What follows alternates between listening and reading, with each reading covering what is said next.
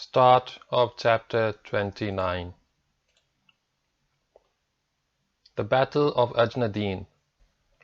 How often has a small force vanquished a large force by the permission of Allah? And Allah is with those who steadfastly persevere. Holy Quran, Chapter 2, verse 249. In the third week of July 634, the Muslim army marched from Busra, and the march of this army was an amazing sight, one that would earn the immediate disapproval of many regular, disciplined soldiers. It had none of the appearance of a normal army. Its advance was more like the movement of a caravan than the march of a military force.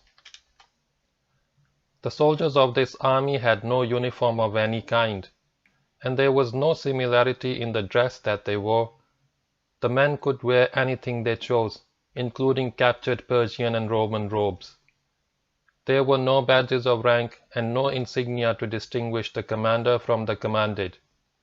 In fact, there were no officers so far as rank was concerned. Officership was an appointment and not a rank. Any Muslim could join this army, and regardless of his tribal status, would consider it an honor to serve in the ranks. The man fighting as a simple soldier one day could next day find himself appointed the commander of a regiment or even a larger force. Officers were appointed to command for the battle or the campaign, and once the operation was concluded, they could well find themselves in the ranks again. The army was organized on the decimal system, a system started by the Holy Prophet ﷺ at Medina. There were commanders of 10, 100, and 1,000 men, the latter corresponding to regiments. The grouping of regiments to form larger forces was flexible, varying with the situation. Even in weapons and equipment, there was no standard scale for this army. Men fought with whatever weapons they possessed and had to find their own weapons either by purchase or by taking them from fallen foes. They could have any or all of the normally used weapons of the time: the lance, the javelin, the spear, the sword, the dagger, and the bow. For armor, they wore coats of mail and chain helmets, and these could be of any color or design. In fact, many of them had been taken from Persians and the Romans. Most of the men mounted camels. Those who possessed horses formed the cavalry. One remarkable feature of the movement of this great army was that it was independent of lines of communication. Behind it stretched no line of supply, since it had no logistical base. Its food trotted along with the army, and if it ran out of meat, the men, women, and children could live for weeks on a simple ration of dates and water. This army could not be cut off from its supplies, for it had no supply depots. It needed no roads for its movement, for it had no wagons, and everything was carried on camels. Thus this army could go anywhere and traverse any terrain, so long as there was a path over which men and animals could move. This ease of movement gave the Muslims a tremendous edge on the Romans in mobility and speed. Although this army moved like a caravan and gave the impression of an undrilled horde, from the point of view of military security it was virtually invulnerable. The advance was led by a mobile advance guard, consisting of a regiment or more. Then came the main body of the army, and this was followed by the women and children and the baggage loaded on camels. At the end of the column moved the rear guard. On long marches the horses were led, but if there was any danger of enemy interference on the march, the horses were mounted, and the cavalry thus formed would act either as the advance guard or the rear guard or move wide on a flank, depending on the direction from which the greatest danger threatened. In case of need, the entire army could vanish in an hour or so and be safe at a distance beyond terrain which no other large army could traverse. In this fashion the Muslims marched from Busra. The route of the army has not been recorded, but it undoubtedly lay north of the Dead Sea, for the army arrived at Ajnadin before the corpse of Amr bin al-As, who joined the army at Ajnadin. Had the army travelled south of the Dead Sea, Amr bin al-As, who was still at the valley of Araba, would have been picked up en route. The army probably marched via Jarash and Jericho, then bypassed Jerusalem, which was strongly garrisoned by the Romans, and crossed the Judea hills stretching south of Jerusalem. Beyond this range it descended into the plain of Ajnadin, arriving there on July 24. The following day Amr bin al-As, moving up from the valley of Araba on the orders of Khalid, arrived at Ajnadin, and his joy knew no bounds.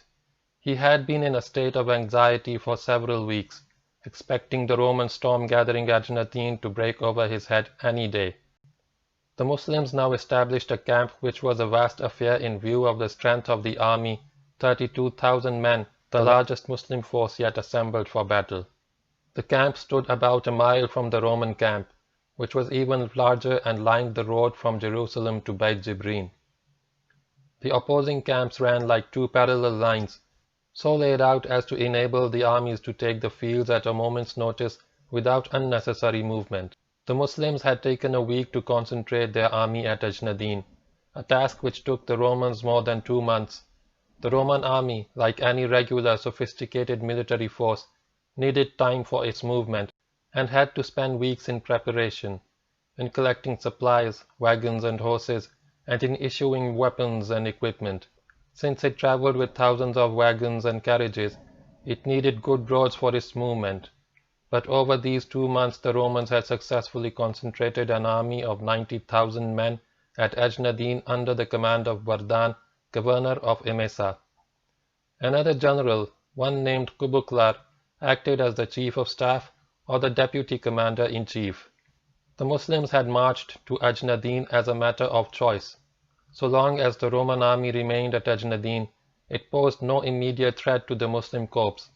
Only if a forward movement were undertaken by the Romans could a threat to the Muslims arise, and then the normal Arab strategy would be to pull back to the eastern or southern part of Jordan and fight a battle with their backs to the desert, into which they could withdraw in case of a reverse. The Muslims could have waited for the Romans to start the first move. In this case, why did the Muslims' army move away from the desert and enter deep into a fertile, inhabited region towards a Roman army 3 times its size? The answer lies in the character of Khalid. It was his destiny to fight battles, and the promise of battle drew him like a magnet. 12 centuries later, illustrious General Napoleon would say, "Nothing pleases me more than a great battle." So it was with Khalid. If anyone else had been the commander of the Muslim army, it is doubtful that the Muslims would have moved to Ajnadin. In the long run, Khalid's decision was the right one. With a large Roman army poised at Ajnadin, the Muslims would have remained tied down to the area occupied by them, which in itself was of little importance. This Roman threat, cleverly engineered by Heraclius, had to be eliminated before the invasion could proceed deeper into Syria. So it came about that the Romans and the Muslims faced each other in their respective camps at Ajnadin. Guards and outposts were positioned by both armies to prevent surprise. The officers rode across the land, carrying out reconnaissances, while the men made their preparations for battle. The sight of the gigantic Roman camp had a somewhat disturbing impact on the Muslims. Everyone knew the strength of the Roman army, a staggering figure of 90,000. The majority of the Muslims had never taken part in a great battle. The only men who were left unmoved by the sight of the Roman camp were Khalid's 9,000 veterans, who had fought regular battles with large armies in Iraq, but even they had never before faced an army of this size. Khalid went round visiting the various units in the camp and spoke to their commanders and men. He said, "Know, O Muslims, that you have never seen an army of Rome as you see now. If Allah defeats them by your hand, they shall never again stand against you. So be steadfast in battle, and defend your faith. Beware of turning your backs on the enemy, for then your punishment will be the fire. Be watchful and steady in your ranks, and do not attack until I give the order." The personality of their commander and the supreme confidence which emanated from him had a marvelously steadying effect on the Muslims. In the opposing camp, Wardan called a council of war and spoke to his generals. "O Romans," he said, "Caesar has placed his trust in you. If you are defeated, you will never again be able to make a stand against the Arabs, and they shall conquer your land and ravish your women. So be steadfast. When you attack, Attack as one man. Do not disperse your efforts. Seek the help of the cross, and remember that you are three to each one of them.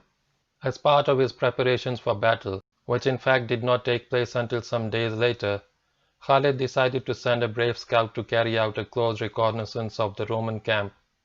Zur'ar volunteered for the job and was sent forward accordingly.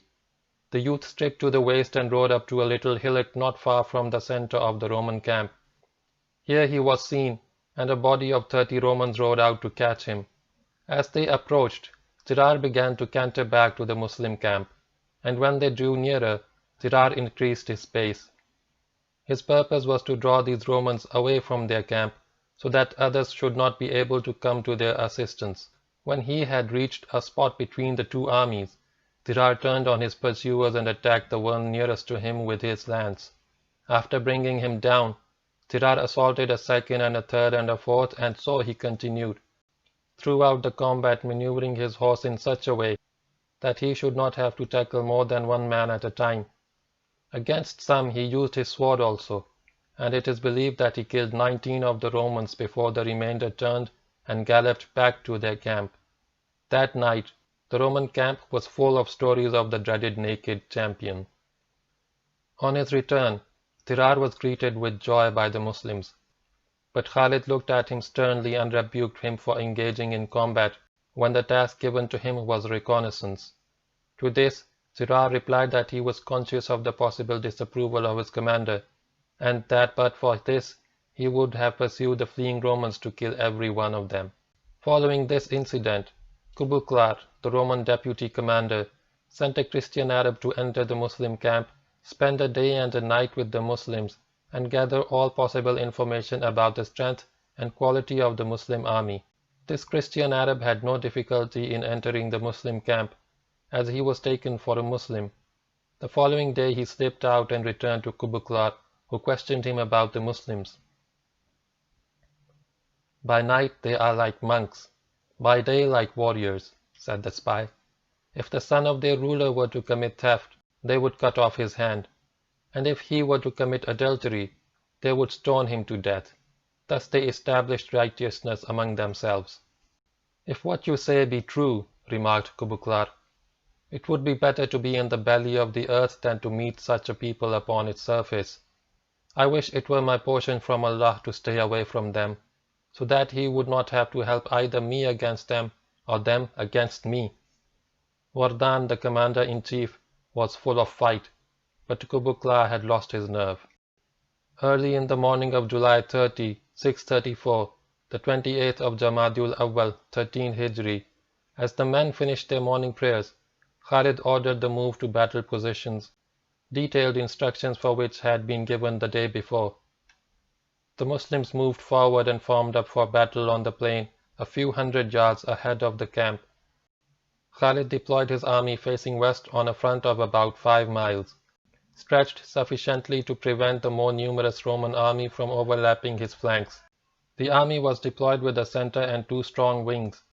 On either side of the army, next to the wing, as an extension of the front, was positioned a flank guard to counter any Roman attempt to envelop the Muslim flanks or to outflank their position entirely. The center was placed under Mu'adh bin Jabal, the left wing under Sa'id bin Amir, and the right wing under Abdur Rahman, the Caliph's son. We also know that the left flank guard was commanded by Shurahbil, but the name of the commander of the right flank guard is not recorded. Behind the center, Khalid placed 4,000 men under Yazid as a reserve and for the close protection of the Muslim camp, in which the women and children stayed. Khalid's place was near the center, where he kept a number of officers near him to be used as champions or as commanders of groups needed for any specific task in battle. These included Amr bin al-As, Zur'ar, Rafi, and Umar's son Abdullah. When the Romans saw the Muslims moving, they also rushed out and began to form up in their battle positions about half a mile from the Muslim front line. They formed up on about the same frontage, but had much greater depth in their dispositions, the detailed layout of which is not known. Wardan and Kubuqlar stood surrounded by their bodyguards in the center. The massive formations of the Romans, carrying large crosses and banners, were an awe-inspiring sight. When his men had been formed up for battle, Khalid rode along the front, checking units and urging his warriors to fight in the way of Allah. In the few words that he said to each unit, he laid emphasis on concentrating their efforts in time and attacking as one man. When you use your bows, he said, let the arrows fly from your bows as if shot by a single bow to land like a swarm of locusts on the enemy. He even spoke to the women in the camp and told them to be prepared to defend themselves against any Romans who might break through the Muslim front. They assured him that this was the least that they could do, considering that they had not been allowed to fight in the forefront of the Muslim army. Forming their positions took the two armies a couple of hours. When all was in readiness, an old bishop wearing a black hat emerged from the Roman center, walked up halfway towards the Muslim army and called out in perfect Arabic, "Which of you will come forth and talk with me?" Muslims have no priests, and in those days the commander himself acted as the imam of the army. Hence Khalid rode forward, and the bishop asked, "Are you the commander of this army?" Khalid replied, "So they regard me as long as I obey Allah and follow the example of His Prophet. But if I fail in this, I have no command over them and no right to be obeyed." The bishop thought for a moment, then remarked, "It is thus that you conquer us." He then continued, "Know, O Arab, that you have invaded a land which no king dares to enter. The Persians entered it and returned dismayed. Others also came and fought with their lives, but could not attain what they sought. You have won over us up till now, but victory does not belong permanently to you. My master Wardan is inclined to be generous with you. He has sent me to tell you that if you take your army away from this land, he will give each of your men a dinar, a robe and a turban, and for you there will be 100 dinars, and 100 robes, and 100 turbans. Lo, we have an army numerous as the atoms, and it is not like the armies that you have met before. With this army Caesar has sent his mightiest generals and his most illustrious bishops." In reply, Khalid offered the usual three alternatives: Islam, jizya, or the sword. Without the satisfaction of one of these alternatives, the Muslims would not leave Syria. As for the dinars and the fine clothes, Khalid pointed out that the Muslims would soon possess them anyway by right of conquest. With this reply, the bishop returned and informed Wardan of his talks. The Roman commander was furious and swore that he would crush the Muslims with one all-destroying attack. Wardan now ordered a line of archers and slingers to be positioned ahead of the Roman front within range of the Muslim army. As this line formed up, Muaz, the commander of the Muslim center, began to order his men to attack, but was stopped by Khalid, who stood nearby. "Not till I give the order," said Khalid, "and not till the sun has passed its zenith." Muaz had wished to attack because the Roman archers, with their better bows, outranged the Muslim bows, and to the slingers the Muslims had no effective counter. The only way to deal with the situation would be to get closer to the Romans to come to grips. But Khalid did not wish to risk a reverse by launching a premature attack against the well-formed legions of the Romans. Thus, a couple of hours before noon, the battle began with the action of the Roman archers and slingers. This phase of the battle went against the Muslims, several of whom were killed while many were wounded. This suited the Romans very well, and for some time the missiles continued to fly from their bows and slings.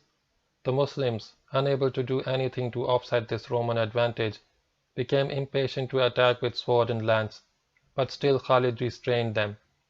Finally the impetuous Tirar came to Khalid and said, "Why are we waiting when Allah the Most High is on our side?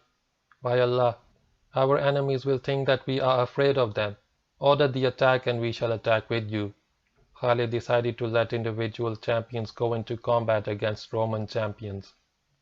In this dueling the Muslims would have the advantage, and it would be useful to eliminate as many of the Roman officers as possible, as this would in turn reduce the effectiveness of the Roman army.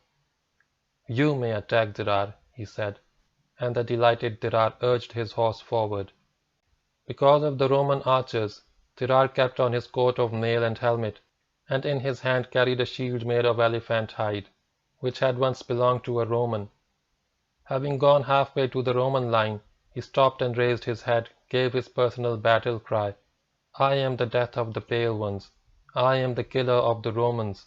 I am a scourge sent upon you. I am Dirar bin al-Azwar. As a few of the Roman champions advanced to answer his challenge, Dirar quickly disrobed, and the Romans knew him at once as the naked champion. In the next few minutes, Dirar killed several Romans, including 2 generals, one of whom was the governor of Amman and the other the governor of Tiberias. Then a group of 10 officers emerged from the Roman army and moved towards Dirar.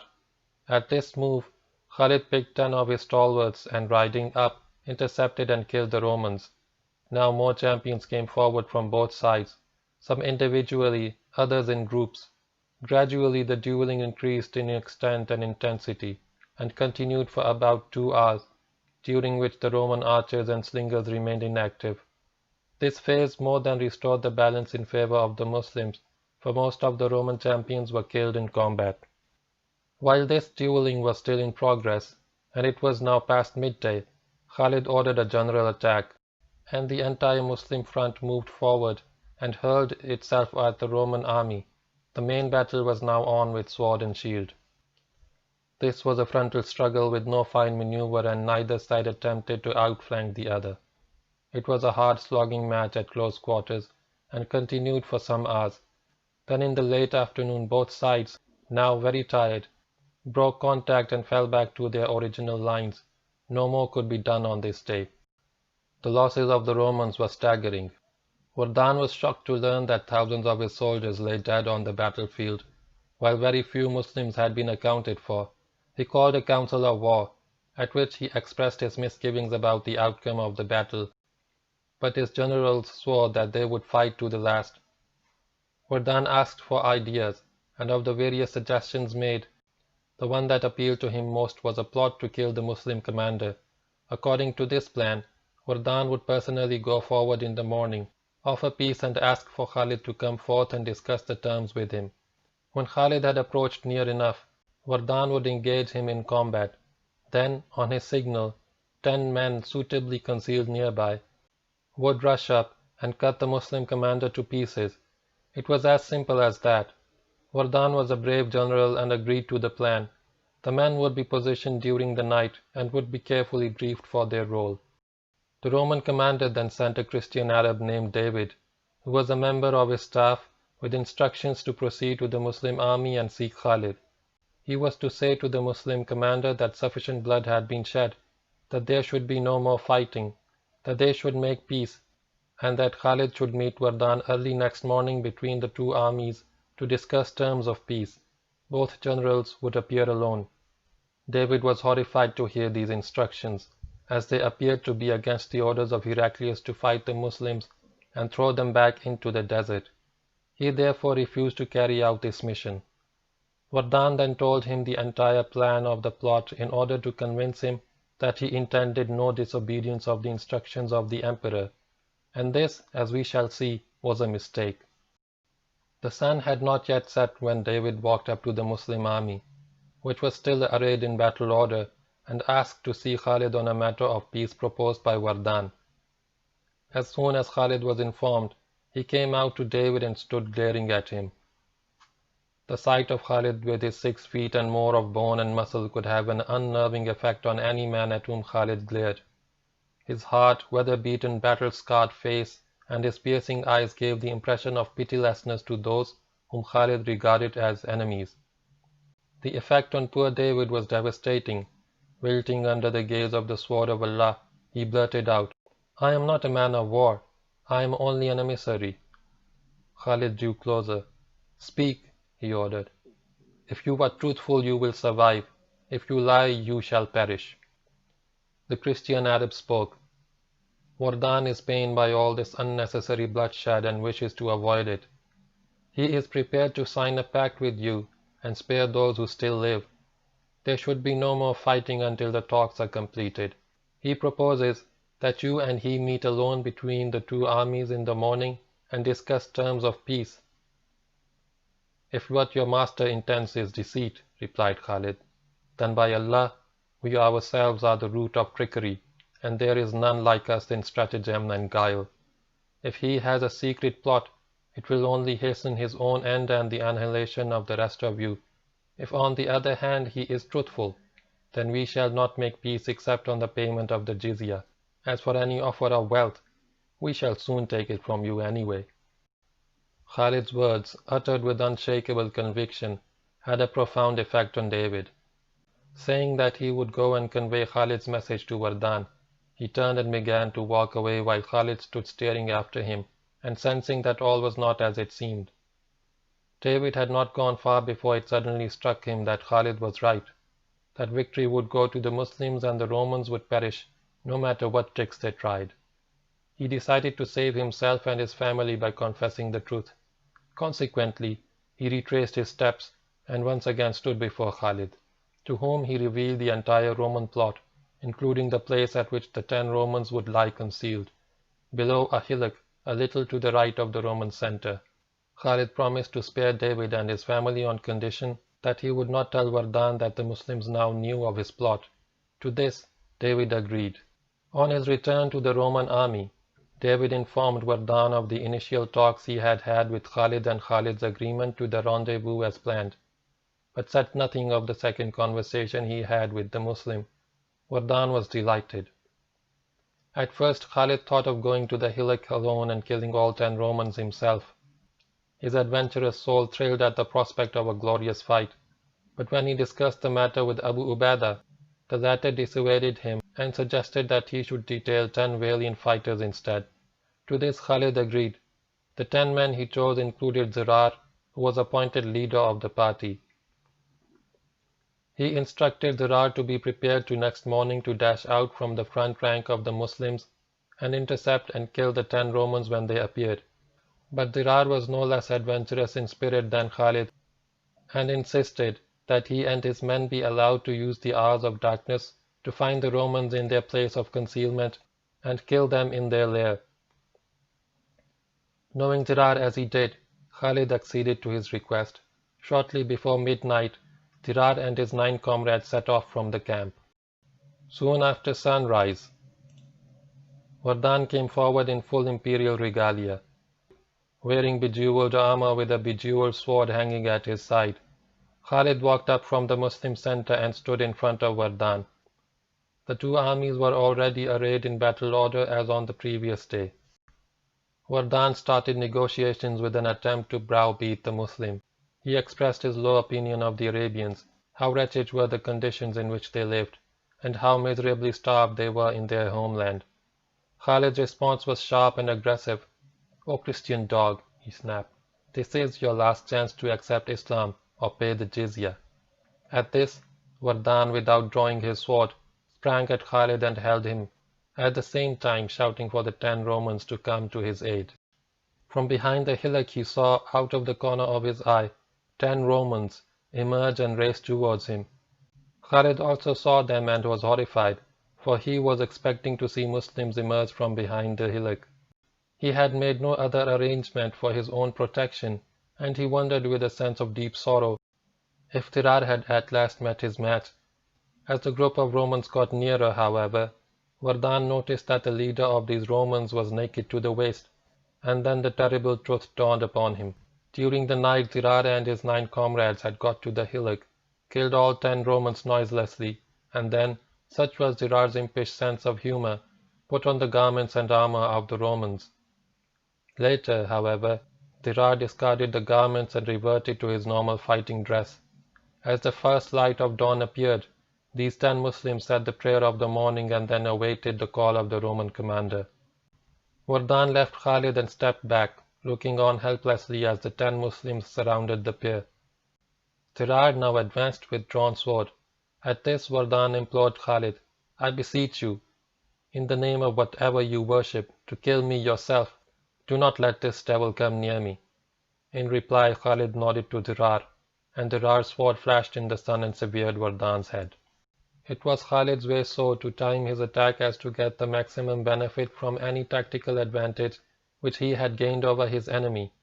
When no other advantage was possible and maneuver was restricted, he would exploit the psychological effect of killing the enemy commander-in-chief or some other prominent general, and strike a powerful blow with the entire army, while the enemy was stunned by the moral setback of such a loss.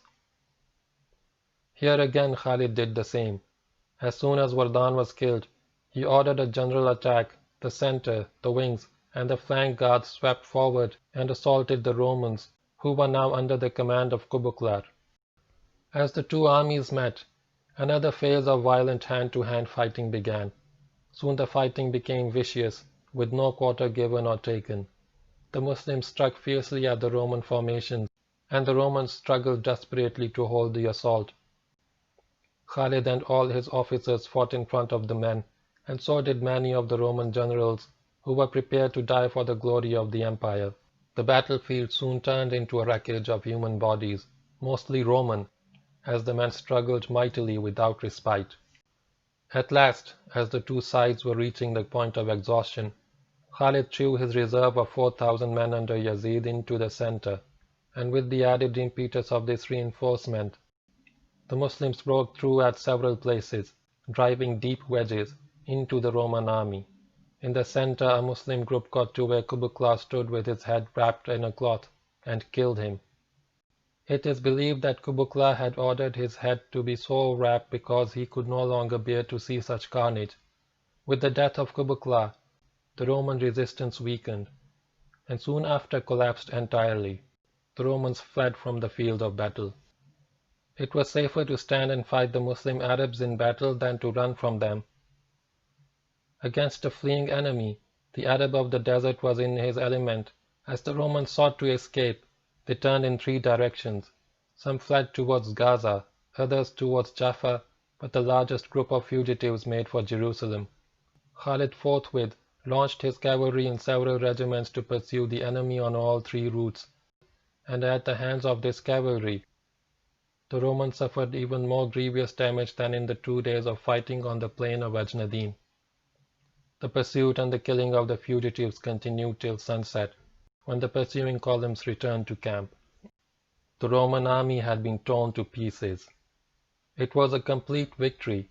The Romans had been fought in a set-piece battle after the regular imperial fashion, and were not only defeated tactically but also slaughtered mercilessly. The Roman army assembled at Ajnadin had ceased to exist as an army, although a sizable portion of it managed to get away, especially the part that fled to Jerusalem and found safety within its walls. In the first great encounter between Islam and Byzantium, the followers of Muhammad ﷺ had conquered. It had been a full and fierce battle, but without any fine maneuvers. The Roman army had not attempted any outflanking movement, since it was too large and too cumbersome to do so. The Muslims had not, because their army was comparatively small, and maneuvers against the flanks and rear of the enemy could only have been carried out by weakening the center, a clearly unjustifiable risk. Hence this had been a frontal clash of massed bodies of men in which Muslim leadership and the courage and skill of the warriors prevailed over the great size of the Roman legions. The only choice of maneuver available to Khalid had been to time his assaults to get the maximum benefit from the prevailing situation, which he did as has been described. And of course, when the Roman army broke, Khalid showed his typical drive by organizing the pursuit to ensure that as many Romans as possible were brought down before the rest reached a place of safety. Victory in the Battle of Ajnadin opened the way for the conquest of Syria. This land could not, of course, be conquered with a singular battle, for large imperial forces remained in the cities of Syria and Palestine, and the Roman emperor could draw on the resources of the whole empire, which stretched from Armenia to the Balkans. But the first great clash with the Romans was over, and the Muslims could now continue their campaign with the confidence that they would have no less success in the mighty battles that undoubtedly lay ahead.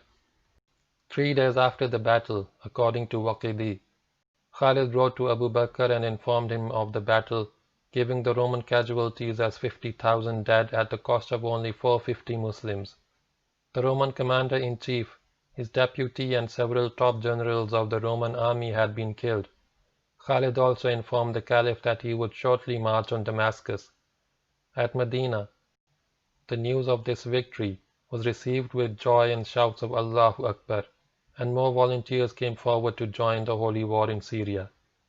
These included Abu Sufyan, who, along with his wife, the redoubtable Hind, journeyed to Syria to join the corps of his son Yazid. In reply to Khalid's letter, Abu Bakr wrote to him to besiege Damascus until it was conquered, and thereafter attack Emesa and Antioch. Khalid was not, however, to advance beyond the northern frontier of Syria.